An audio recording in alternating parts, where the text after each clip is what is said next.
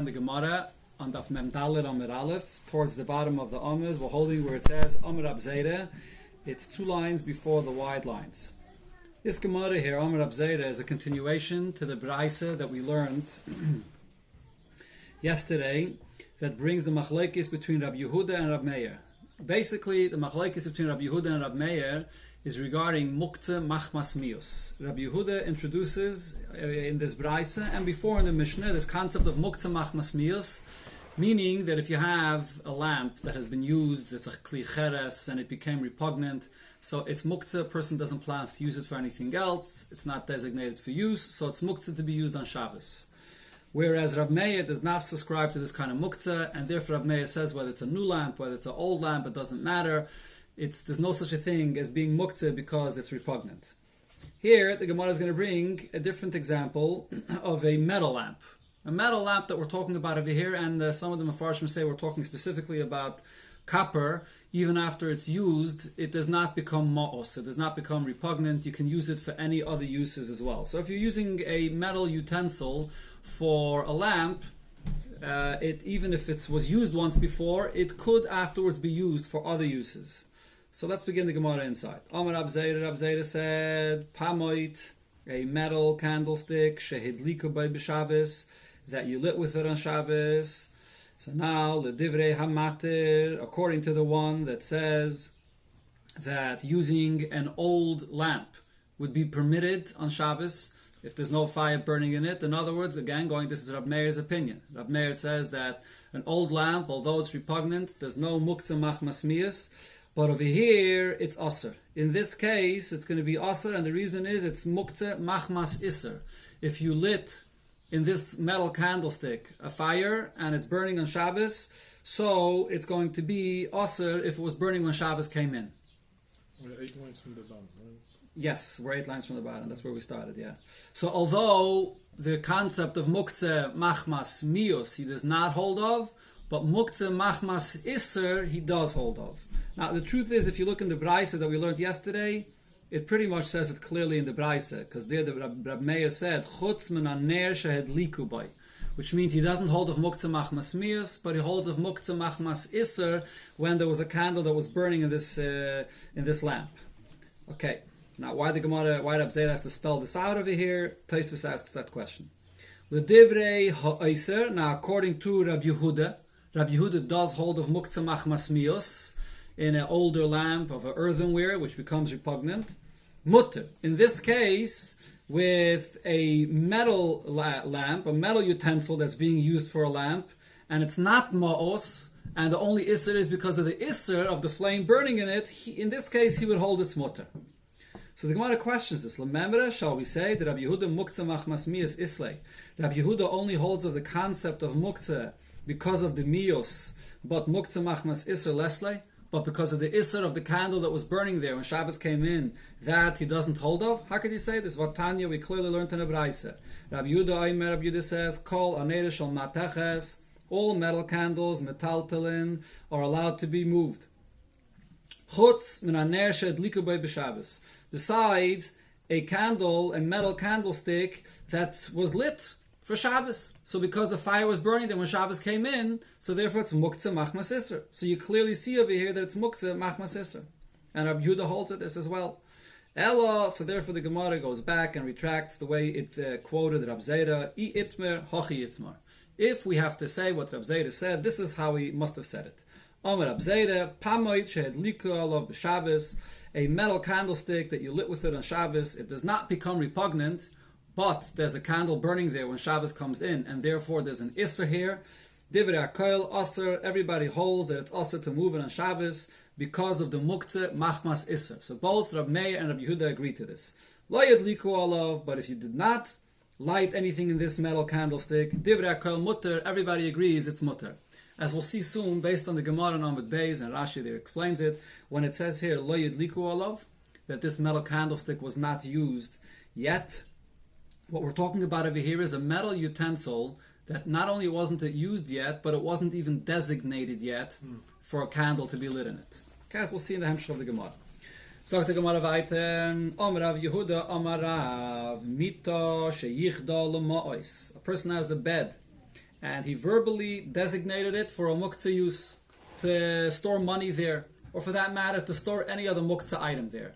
So just by verbally designating it for the muktzeh usage, that itself makes the bed a base for muktzeh. It's being used for muktzeh, and therefore asal taltla, you're not allowed to use and move that bed.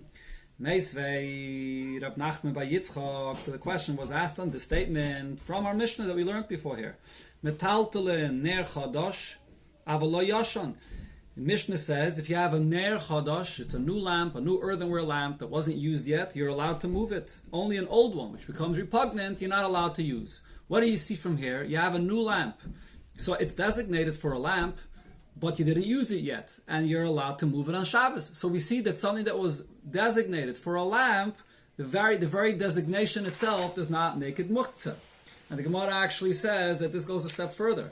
If when it comes to the case of a candle, a lamp, this earthenware lamp is designated for this use, if you didn't yet lighten it, shari little tula, you're allowed to move it on Shabbos. Mita, if you have a bed, it's not made to store muktzeh items, it's not made to store money or other muktzeh items.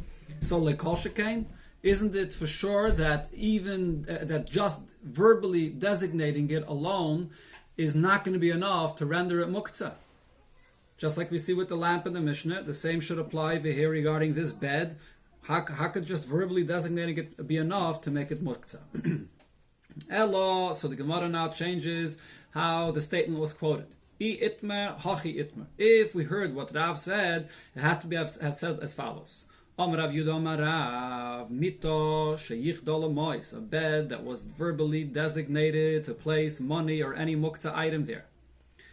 Hiniach aleh mois, if it wasn't just a verbal designation, but he actually went and placed money on the bed. He actually was put a muktzeh item there. And we're talking about even during the week, not on Shabbos, of course. Before Shabbos, he verbally designated it for a muktzeh item, and he placed muktzeh items already on the bed. Then, asel taltala. You're not allowed to move the bed. Not allowed to move the bed because it becomes designated for muktzeh. And as Rashi explains, this is even if you remove the muktzeh item of the bed before Shabbos. Because once you not only designated it, but you also went and placed the muktzeh item on the bed, so now it becomes a basis, a base for muktzeh, and therefore you're not allowed to move it on Shabbos.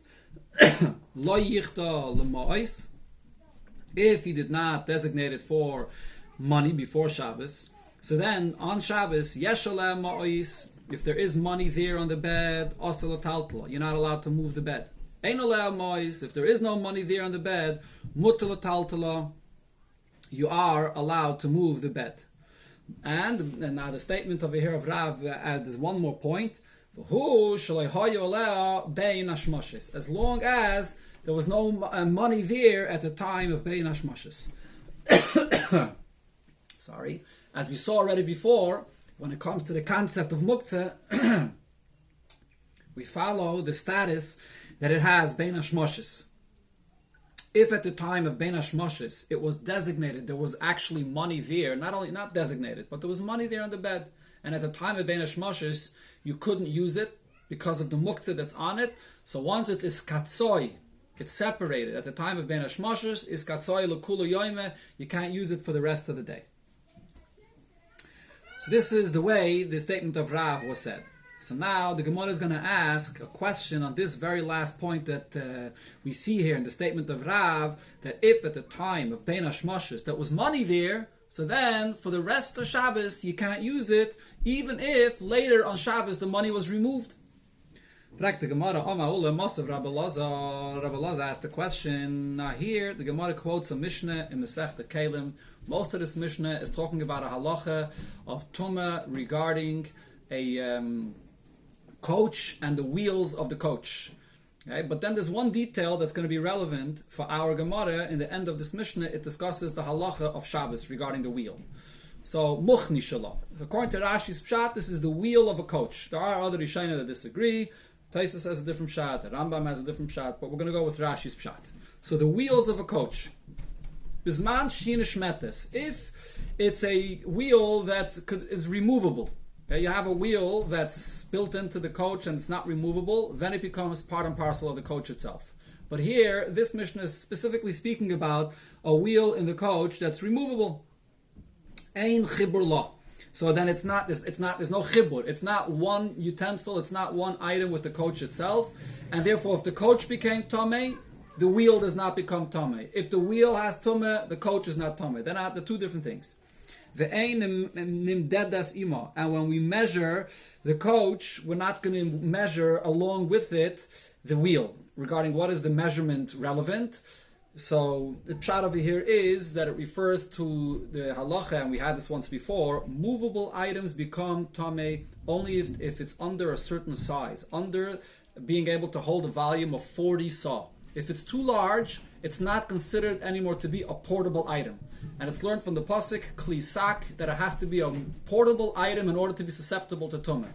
So when we're measuring the size, the volume of the coach, the question is, should we also include the wheel as well? So if it's a removable wheel, we do not measure the wheel together with the coach. Another halacha that is relevant regarding this removable wheel, if the coach is riding over a place where there are kvorim, now if the people are sitting inside the coach and you have the floor of the coach that creates this separation between the kvarim below and the people inside the coach, so they're sort of enclosed inside a oihel, and therefore the tumah of the kvarim will not make them tomei inside the coach. But how about if there are things from the coach that protrude and they stick out and they're on top of the wheels? Could the wheel also serve as a separation between the kvarim and the things that are sticking out on top of the wheels? So the Gemara says, the Mishnah here is saying no. It does not. It's removable. It's a separate thing. It will not be a separation between the kvarim and whatever is sticking out on top of this wheel. Okay, these are the halachas that are regarding tumah that are not relevant for our sugya. But now the Mishnah there finishes off with one more halacha regarding this removable wheel. Ve'ein geirin oisa b'Shabbos. Bisman sheyesh aleh mois. If there's money that was placed on top of the wheel, you can't now drag this coach to any other place. Why not? Because there's money. It's muktzeh. If the wheel is muktzeh, so since the coach is attached to the wheel right now, so therefore you can't drag the coach or move it to any place. Okay, now the explanation of this idea here is, if this is not a removable wheel, if it's fixed into the coach, so then because the wheel is tuffled to the coach, so the money on the wheel will not render the entire coach muktzeh. You would be allowed to move the coach. But if the wheel is removable, so it's considered to be a keli for itself, the money on that wheel makes the wheel muktzeh. So if you can't move the wheel, you're not going to be allowed to move the coach along with it because it comes along. Okay, so the point though that Gemara is bringing up this Mishnah for the discussion here is that in this Mishnah it's telling you that only as long as the money is on top of the wheel, then you're not allowed to move it. If the money's not there, even if it was there at the time of Ben Hashmashis, still there's no muktzeh. So this is the question on the statement of Rav that said that if there's money on the bed by Ben Hashmashis, then for the rest of Shabbos it's considered to be muktzeh even if the money's not there. So the Gemara, Bisman sheyesh aleh mois. Okay, so ha ein aleh mois. Only if there's if there's no money on top of the wheel, sharia, it's allowed. Even if the money was there at the time of Ben Hashmashis. And for the Gemara, Hahi Rab Shimon, that Mishnah is following the opinion of Rab Shimon, the lesle muktzeh, that does not hold the broad idea of muktzeh, and therefore Rab Shimon does not subscribe to this concept that we follow the status of Ben Hashmashis.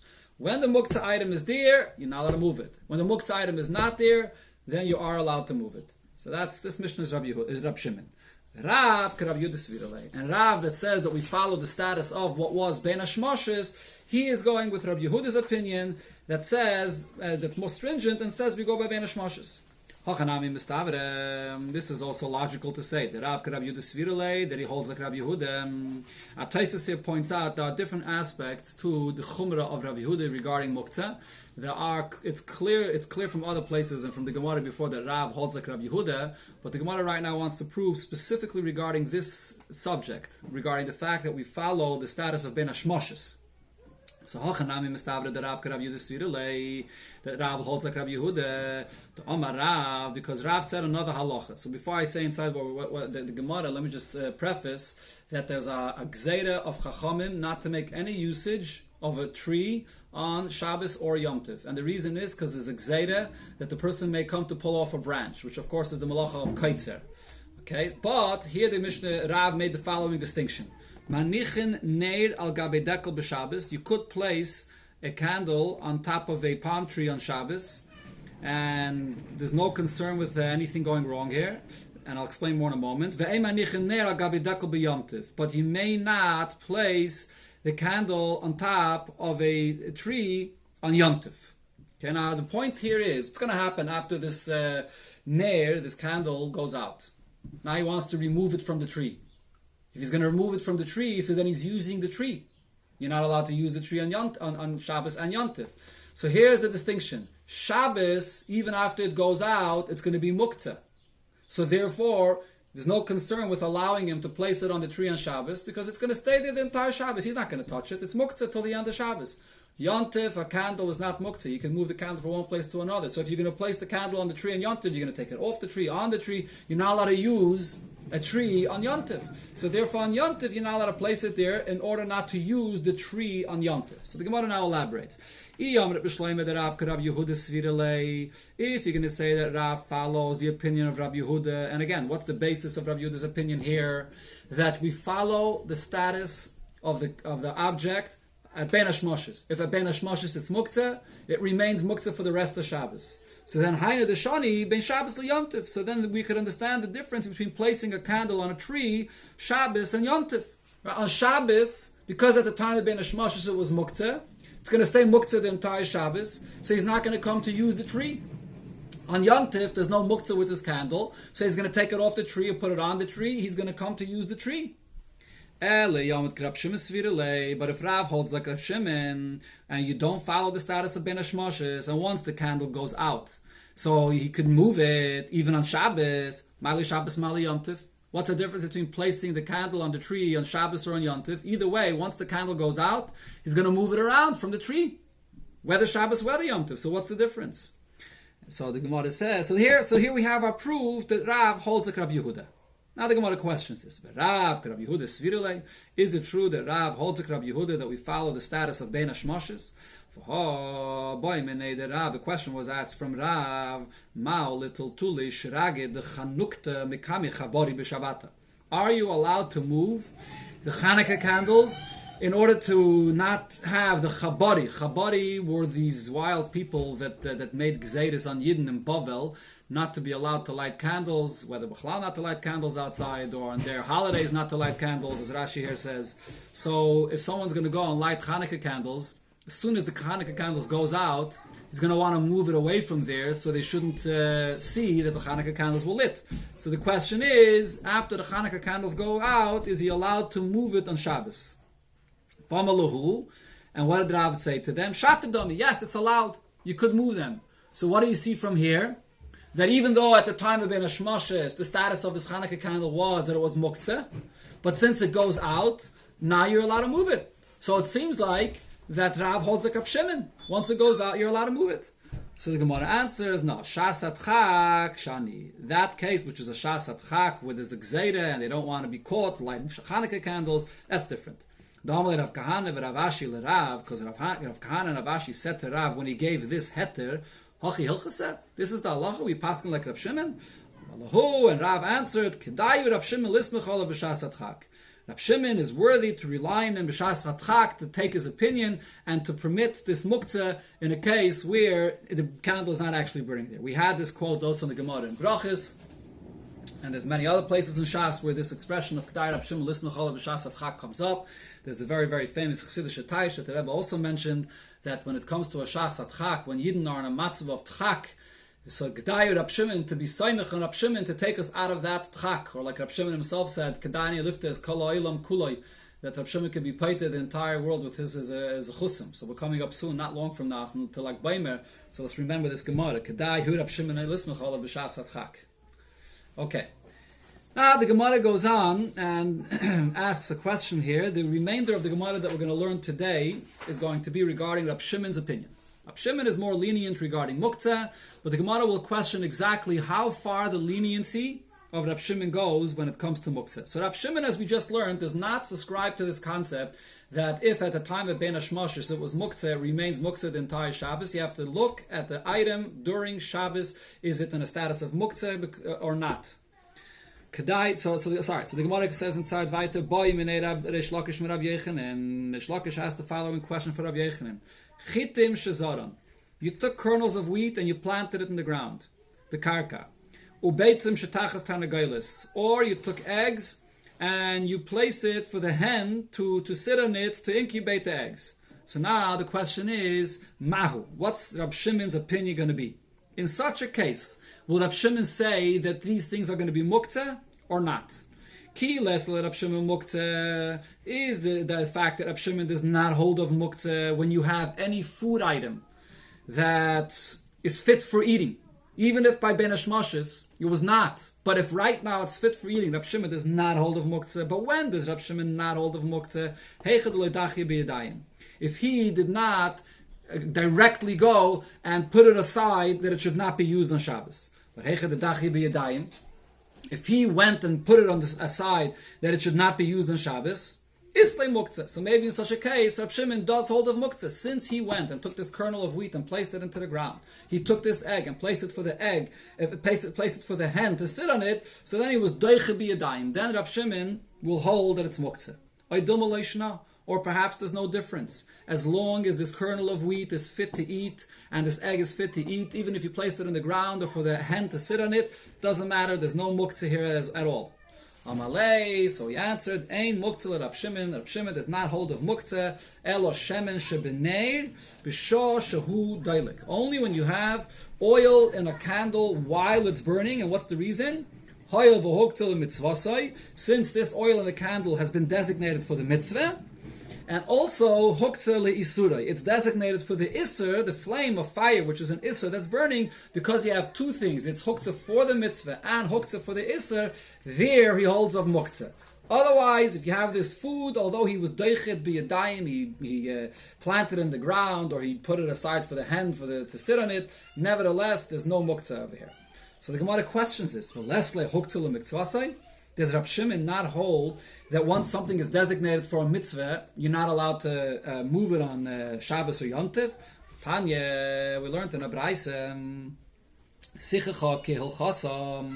what happens, a person, we had this braise already before, quoted in Daf Chav Beis, a person that has a sukkah on sukkahs, and he put up the schach the way it's supposed to be, the itra, the kromim, and he decorated it with curtains, with colored curtains, with sadinin, hametzuyarin, or with embroidered linen, the talaba, geizin, or he hung up nuts, afarsikin, peaches, shkedim, almonds, rimoinim, pomegranates, ba'afarchli shalanavim, or clusters of grapes, or tarish lashipoilin, wreaths of wheat, yeinais, wine, shmanim, oil, saltais, flowers.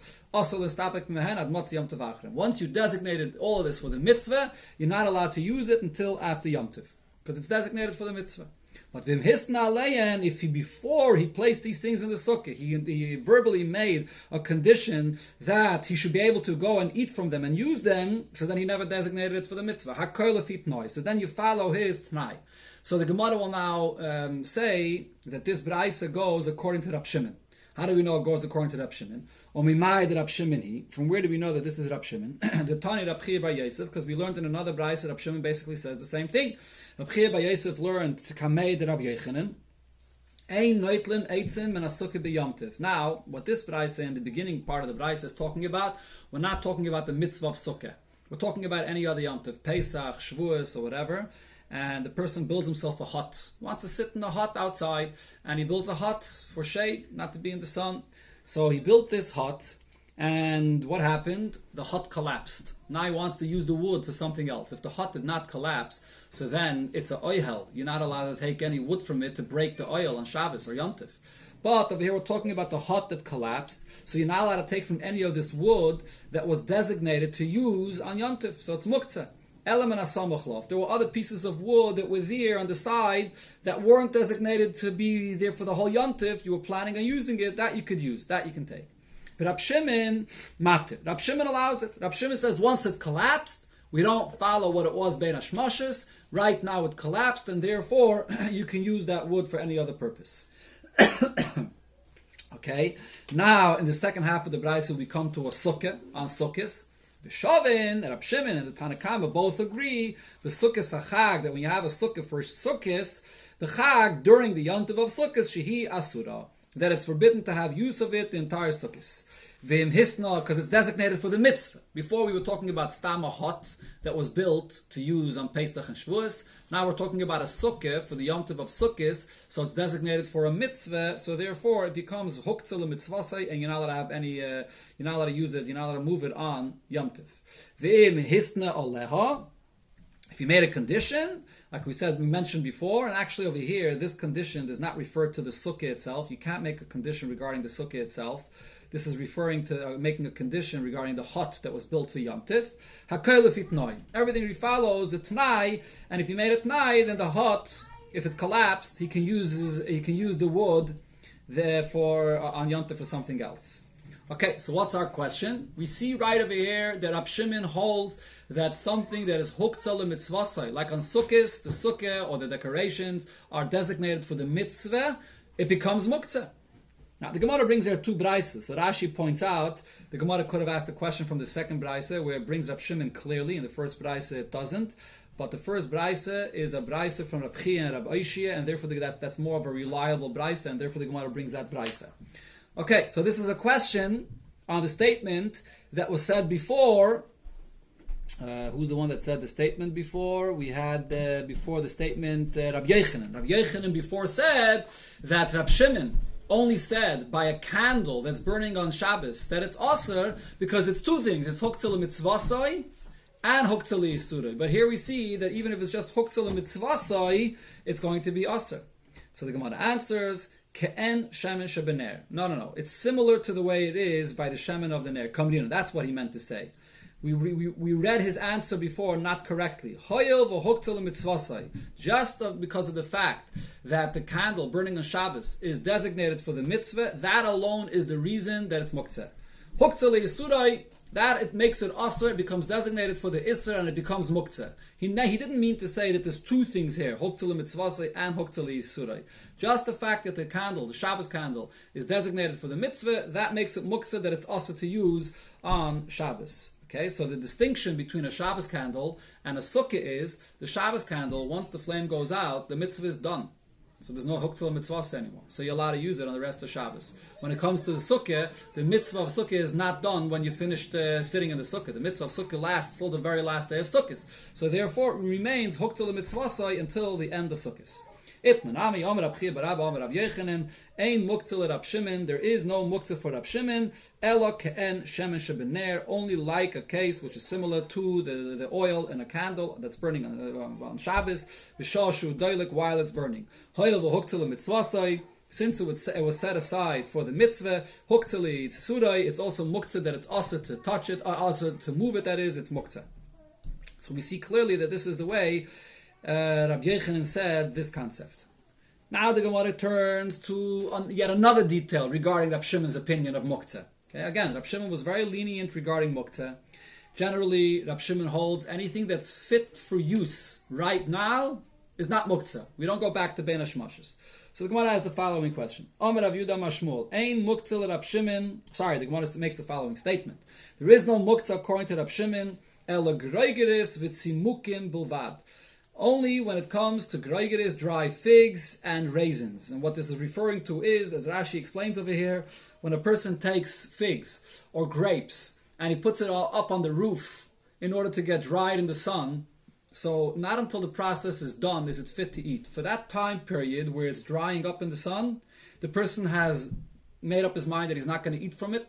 He put it there on the roof, and it's not fit for eating until it becomes totally dry, and dry fig or raisins. Until then, it's not fit for eating. So that case, Rab Shimon will be made this muktzeh. Okay, we'll see more details soon exactly why specifically these two. And so the Gemara asks on this, Umidi achrini loy. and any other fruits that a person put up to dry, so Rab Shimon would not hold his muktzeh as well. But Vatanya, we learned in a Braise, a person was eating figs, and he had leftover figs, and he took them up to the roof that it should become dry figs over there. Ba'anovim, he was eating grapes, and he had leftover grapes, and he took them up to the roof for them to dry and become raisins. He should not eat from them on Shabbos, unless he prepares them, designates them for eating before Shabbos. Then the Braise says, same applies also to peaches, or quinces, or any other fruits that a person put up on the roof to dry. So what do we see over here? That if you put it up to dry, it becomes muktzeh, not only by figs or grapes, it applies even to any other fruits. So the Gemara now says, Mani. Who is this Braise going according to? If it's following the opinion of Rabbi Yehuda, why does the Braise have to say that he put it on the roof, and he designated it to become dry, and therefore he can't move it on Shabbos? Rabbi Yehuda's opinion is, even if you did not clearly and directly with your hands go and put it away, that you shouldn't be using in a Shabbos. Islay muktzeh, still he holds of the concept of muktzeh. If at the time of Bein Hashmashos he didn't prepare it for eating, you don't have to push it away and put it on the roof in order for it to become muktzeh. So so definitely if you went and put it on the roof, for sure it would be muktzeh. So this doesn't seem to be reflecting Rabbi Yehuda's opinion that because he went and he put it on the roof, that's what makes it muktzeh. That's not the definition of muktzeh according to Rabbi Yehuda. According to Rabbi Yehuda, something that wasn't prepared for use at Bein Hashmashos is automatically muktzeh. So it doesn't sound like this Braise is going according to Rabbi Yehuda. So then we must say that this Braise goes according to Rab Shimon. And what do we see here? That there's no distinction between figs, grapes, or any other fruits. Now, what should be the difference between figs, grapes, and any other fruits? So Rashi here explains the difference is, when it comes to figs and grapes, not until the process of it drying completely is it fit for eating. Other fruits, if you put it up to dry, while it's drying, you have apples or whatever it is, while it's drying, even if it didn't yet fully dry, it's fit to eat in the interim as well. So on one hand, he went, put it up on the roof, made it clear that he's not interested in eating of it, but it is fit to eat from it in the interim while it's drying. Whereas when it comes to grapes and figs, two things. Number one, he put it on the roof, so he was doichi b'yadayim, he put it away, making it clear he doesn't want to use it. And number two, in the interim, while it's drying up, it's not fit for eating. So therefore, there's a reason to make a difference between the figs and the grapes and all the other fruits. But the question of the Gemara is, here in this Braise, seemingly it has to go according to Rab Shimon, and it does not make any distinction between figs, grapes, and the other fruits. So the Gemara answers, no, Lo'olam Rabbi Yehuda. Really, this Braise does follow the opinion of Rabbi Yehuda. Our question was, if it's going according to Rabbi Yehuda, why is the Braise saying that it's only muktzeh according to Rabbi Yehuda because he went and put it up on the roof and he was doichet b'yadayim? That's not the definition according to Rabbi Yehuda of muktzeh. So the Gemara says, no, in this case, where he was eating from these grapes, he was eating from these figs, over here, it's trichalei. Over here, there's this chiddush that he went and put it up on the roof. So, I would think to say, he was eating from all these grapes or figs. So, it wouldn't be necessary for the person to prepare it for use on Shabbos, because he's eating from it. So that itself shows that he's interested in eating the whole thing. Kamash Malan, so therefore the Braise says, Kivin the Helan Lagag Asucha Aschel Minayu. Although he was eating from it, so according to Rabbi Yehuda, it should not be muktzeh in such a case. But if on the other hand he went and he put it up on the roof, so now he pushed it away and he doesn't want to use it on Shabbos, he wants to dry it, that makes it muktzeh. So specifically in this case, because he was eating from it, does the Braise say that according to Rabbi Yehuda it's going to be muktzeh only because you went and put it up on the roof? Okay, now the Gemara has yet another question to define Rab Shimon's opinion regarding muktzeh. Okay, so now the conclusion that we have over here so far is that it's not enough the fact that he put it up on the roof. Just the fact that he put up these grapes or whatever it is, any fruits on the roof to be doichet b'yadayim does not make it muktzeh. And we had a couple of examples here. Let's review this quickly. We had the example of a person that took a kernel of wheat and planted it in the ground. You had an example of an egg that he placed it for a hen to incubate. or we had the example when a person put any fruits on the roof to dry. None of that will make it muktzeh according to Rab Shimon unless there's an additional thing. And that is that it's not fit for eating. Like in the case of the figs, the dry figs, and the raisins, and not until it finishes the process of drying up, it's not fit for eating. But now the Gemara asks a question in the reverse. Let's see inside. Rab Shimon, the son of Rabbi, asked from Rabbi, Patzile tomorrow. So Patzile tomorrow, as Rashi explains, are dates that do not ripen on the tree. They take them off the tree not ripe, and then they have to be placed in a basket, and they ripen later on in the basket. So if he has these patzile tomorrow that are not ripe and they're not fit for eating at all. So the question is, Rab Shimon Mahu, what would be the halacha according to Rab Shimon? So over here, the case is, he was not doichet biyadayim. He did not do any action to point out that he doesn't want to use it on Shabbos. But these dates, that is, are not fit for use. They're not ripe. So is the fact that they're not fit for use alone enough of reason that it should be muktzeh on Shabbos? So Rebbe responded using again the same statement we had before. Ein muktzeh Rab Shimon ela groigeris v'tzimukim bulvad. According to Rab Shimon, there's no muktzeh, only groigeris and tzimukin, only when it comes to the dry figs and the drying grapes, raisins. What's the reason? Bulvad, only this case, because over here there are two factors that make it muktzeh. Number one, he was doichet biyadayim. He went and put it up on the roof, making it clear he doesn't want to use it on Shabbos.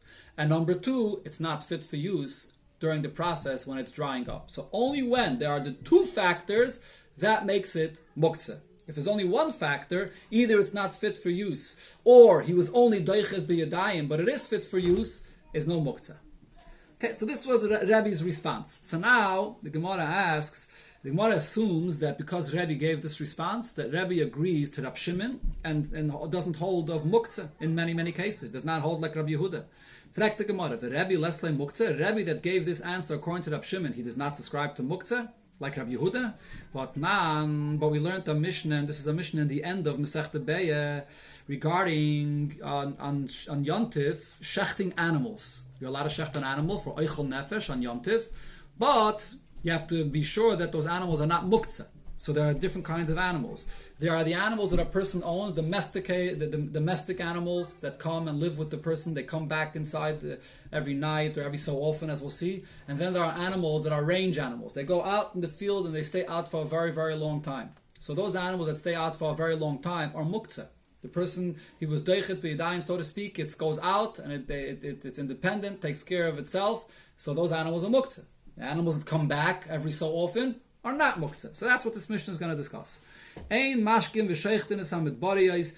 You may not water or shecht the range animals. So the concept of watering these animals was in order to be able to make it easier to remove the skin, the hide of the animal, and then they would shecht it. So you're not allowed to shecht these midbariyos, the range animals, because they're muktzeh.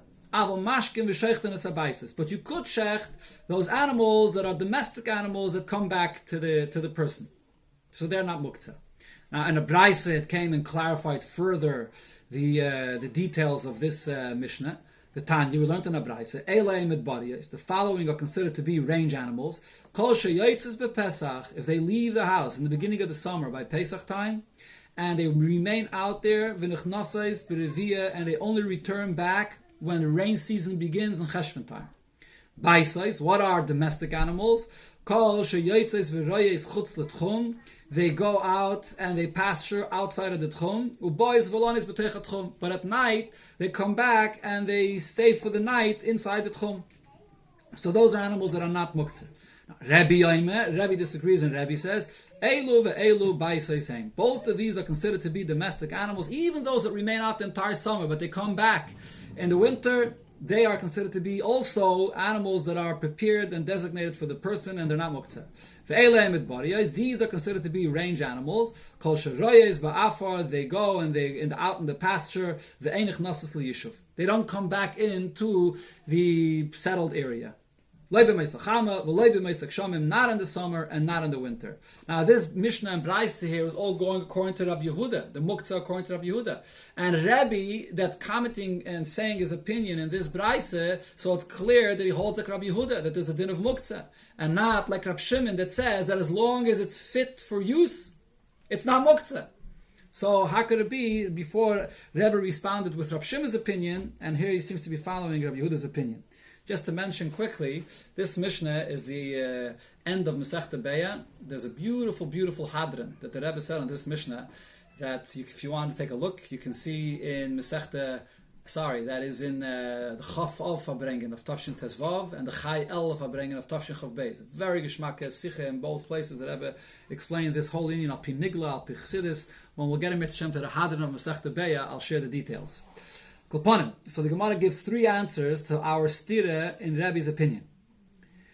Either I can say, Hani Nami, these range animals that remain out there in the field all the time,